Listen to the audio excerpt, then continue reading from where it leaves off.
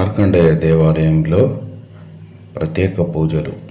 జగిత్యాల జిల్లా కేంద్రంలోని అంగడి బజార్లో గల శ్రీ భక్త మార్కండేయ దేవాలయంలో గాయత్రి దుర్గాదేవి సత్సంగం ప్రారంభించి ఏడాది అయిన నేపథ్యంలో ఆలయ నిర్వాహకులు సత్సంగ వార్షికోత్సవంను ఘనంగా జరిపారు. ఈ సత్సంగ వార్షికోత్సవానికి పట్టణంలోని వివిధ సత్సంగ సభ్యులను ఆహ్వానించి భజనలు, కీర్తనలతో పాటు సామూహిక శ్రీ లలితా సహస్రనామ పారాయణము చేయించారు. ఇందులో మాతలు, భక్తులు అధిక సంఖ్యలో పాల్గొన్నారు. ఇందులో పాల్గొన్న భక్తులందరికీ నిర్వాహకులు అల్పాహారం ఏర్పాటు చేశారు. ఆలయ అర్చకులు శ్రీనివాస్ శర్మ, అంజన్నలు పూజలు నిర్వహించగా ప్రముఖ పౌరాణిక వేద పండితులు బ్రహ్మశ్రీ పాలపు చంద్రశేఖర్ శర్మ గార్ల వ్యాఖ్యానం అందరినీ ఎంతగానో అలరించింది. ఈనాటి ఈ కార్యక్రమంలో ఆలయ అధ్యక్షులు ఆకుపత్తిని శ్రీనివాస్, కార్యదర్శి తాటిపాముల వినోద్ కుమార్, సామాజిక కార్యకర్త తౌడు రామచంద్రం, సత్సంగ సభ్యులు, మాతలు, భక్తులు, ఆలయ కార్యవర్గం తదితరులు పాల్గొన్నారు.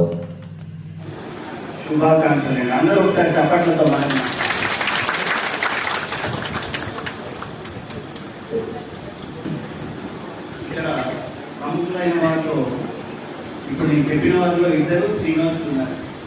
ఒకరు గౌరీ శ్రీనివాస్ గారు, మన ఇంకొకరు నవదుర్గ శ్రీనివాస్ గారు. వీరిద్దరిని చూస్తే ఒక విషయం గుర్తుకొస్తుంది. ఎప్పుడు వీళ్ళ ముఖంలో ఏముంటుందండి? ఇలా నవరసాలు ఉంటాయి. దాంట్లో అద్భుత రసం అనేది చాలా చాలా చాలా ఇంపార్టెంట్ అండి. అద్భుత రసం అంటే ఏంటి అంటే, చిన్న ఎగ్జాంపుల్ చెప్తాను. చాలా మంది అసలు రెస్పాండ్ కాదు, ఏ జరిగినా కూడా రెస్పాండ్ కాదు, ఎప్పుడు ఇట్లనే ఉంటారు, నవ్వలే నవ్వదు దీనికి కూడా. అంటే వాళ్ళకి ఎలాంటి వారంటే, ఐశ్వర్య రాయ్ తెలుసు కదండి, సినిమా యాక్టర్. ఐశ్వర్య రాయ్ చూసినా, దున్నపోతుని చూసినా ఒకటే వాళ్ళంటే అద్భుత రసం లేని వాళ్ళంటే వాళ్ళు. అది జీవితంలో అందరికీ తప్పకుండా ఉండాలి. ఇంతవరకు ఇక్కడ ఇంత అద్భుతంగా భజన చెప్పారు వీళ్ళంతా. మీరు కూడా భజన చెప్పారు. మీరు అందరూ ఒకసారి వావ్ అనండి. ఇది అద్భుత రసం. ఇంత బాగా చెప్పింది. ప్రతి వాళ్ళని కూడా మనం ప్రోత్సహించాలి. మన పిల్లలు బాగా చేస్తే వావ్ అనాలి, గుడ్ జాబ్ అంటారు. ఇప్పుడు అమెరికన్ గుడ్ జాబ్ అని ప్రోత్సహిస్తారు. అలా ప్రతి చోట మనము ప్రతి వారిని ఎంకరేజ్ చేయాలి. ఒక మన పిల్లలే కాదు, అందరినీ ఎంకరేజ్ చేయాలి. ఇక జీవితంలో చాలా మందితో మనం కొట్లాడతామా లేదండి? కొట్లాడతాం. సరే, అది కొట్లాడండి, తిట్టుకోండి, కొట్టుకోండి, ఏదైనా చేయండి, కానీ మాట మాత్రం పనిచేయకండి. ఎవరితో కూడా మాట మాత్రం పనిచేయకండి. ఎందుకంటే మీరు ఎంత కొట్లాడినా ఏదో ఒక రోజు డోర్ ఓపెన్ అవుతుంది, మళ్ళీ కలుస్తాం. కానీ మాటలు పనిచేస్తే డోర్ ఎప్పటికీ క్లోజ్ అయిపోతుంది. 5 వేలు కొట్లాడుతున్నాయండి, చాలా కొట్లాడుతున్నాయి. 5 వేలు ఏం వేలు?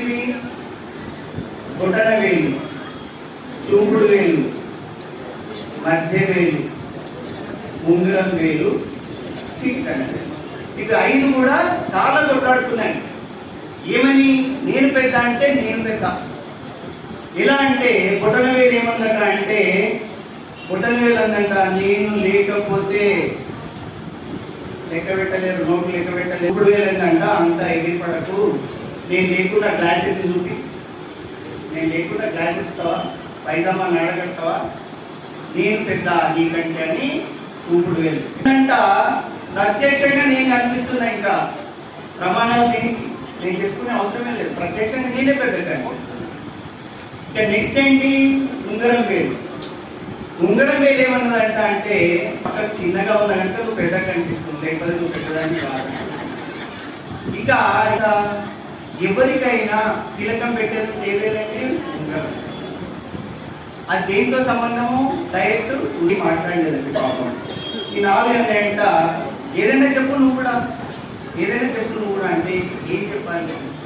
నేను అందరికంటే చిన్నవాడిని, కానీ నేను మీ అందరికంటే పెద్దవాడిని అని ఎన్టీఆర్ చెప్పింది. అదెట్లా అంట? ఎవరినైనా పెద్దవాళ్ళను, గురువులను, భగవంతుని నమస్కరిస్తే నేను ముందుంటాను, అన్ని వేలకంటే నేను ముందుంటాను అని తప్పకుండా వచ్చి స్వామివారి ఆశీస్సులు చేసుకోవాలి. ఆదివారం గీతా శాస్త్రం, సోమవారం మన మాట్లాడే మందిరం, మంగళవారం గణేష మందిరం, బుధవారం స్వాధ్యాయ, అలాగే గురువారం సాయిబాబా మందిరం, శుక్రవారం మళ్ళీ మార్కండేయ మందిరంలో గాయత్రి మాత అమ్మవారి సన్నిధిలో సత్సంగము, శనివారం వెంకటేశ్వర స్వామి మందిరం సత్సంగం. ఎక్కడ ఎవరు ఏ రకంగా వీలుంటే ప్రతి ఒక్కరు కూడా సత్సంగంలో నామస్మరణలో పాల్గొని వారి కృపకు పాత్రలు కావాల్సిందిగా కోరుతున్నాం. జై గణేష్. దేవాలయ అధిష్టాన దేవత అయినటువంటి గాయత్రి అమ్మవారి పాత పద్మాలకి, వివిధ సత్సంగాల ప్రముఖులు, తర్వాత పెద్దలు, మాతలు, భక్తులందరికీ పేరు పేరున ఈ అందరిలో ఉన్నటువంటి ఆ జగన్మాత చైతన్య స్వరూపానికి మనస్సుతోటి పాదాభివందనాన్ని అర్పణ చేస్తూ, ఈరోజు కింద ఆ జగన్మాత నవదుర్గా మాత తన స్వస్థలానికి తరలి వెళ్ళింది. వెళ్ళినప్పుడు మేము చాలా భయపడ్డాం. చాలా దూరం ఉంది, ఎవరు వస్తారు, ఇక్కడ వీళ్ళు భయపడ్డారు, అమ్మవారు పోతుంది, ఇక్కడ పరిస్థితి ఎట్లా ఉంటుందో, రెండు రకాల భయాలే ఆందోళనలే. కానీ ఆ జగన్మాత కృప అపారమైంది, చాలా గొప్పది. అయ్యో పాపం రెండు వైపులా కూడా ఎక్కడా కూడా లోటు లేకుండా అద్భుతంగా ఇక్కడి కార్యక్రమాన్ని కొనసాగించింది, అక్కడి కార్యక్రమాన్ని కొనసాగిస్తూ ఉంటుంది. ఇది చాలా గొప్ప విషయం. ఎందుకంటే ఆనాటి కాలంలో కూడా చాలా అంటే చాలా భయం వేసింది. అయితే 2.5 కిలోమీటర్ల దూరం ఉన్నటువంటి ఆ ప్రాంతానికి ప్రతి శుక్రవారం దాదాపు ఇక్కడ 250 ఆ స్ట్రెంత్ ఉన్నటువంటి స్ట్రెంత్ 500, 400, 700, 800, 1000 పైన క్షేత్రానికి అమ్మవారి దర్శనానికి వస్తున్నారు అంటే మీ అందరి దయ, అమ్మవారి కృప. ఇక్కడ కూడా గాయత్రి అమ్మవారి యొక్క దయచేత ఇక్కడ కూడా చాలా వైభవంగా మన అందరి యొక్క పెద్దలు, తర్వాత భజన మండలి ప్రముఖులు, తర్వాత వివిధ సత్సంగాల నిర్వాహకులు అందరూ మనం అందరం కూడా ఇక్కడి కార్యక్రమాన్ని ఇక్కడ కొనసాగిస్తూ ఎక్కడ లోటు లేకుండా ఈ కార్యక్రమాన్ని జరుపుతున్నందుకు అందరికీ కూడా పేరు పేరున కృతజ్ఞతాభివందనాలు. స్వామివారు అనుకున్నారేమో సోమవారం సత్సంగం నడుస్తుంది, మా హోమేశ్వర సత్సంగం ఎందుకు ఉండదు అనుకున్నాడు పాపం. ఆయన హోమేశ్వర సత్సంగం కూడా అమ్మవారి పార్వతి గాయత్రి అమ్మవారి సత్సంగాన్ని పెట్టారు. గాయత్రి యొక్క అసలు రూపం ఏంటి అంటే ఆమెకు 5 ముఖాలు ఉన్నాయి.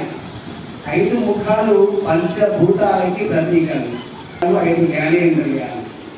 కనుక అందులో గాయత్రి మంత్రాలకు గొప్ప దాని యొక్క అంతరార్థం, పరమార్థాన్ని మనం పరిశీలన చేస్తే ఒక అడిగింది పాపం.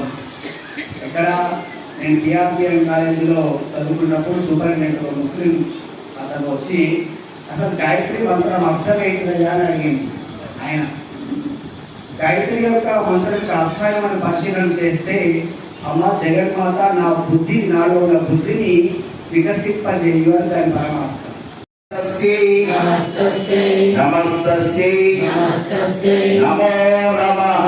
నమో నమః.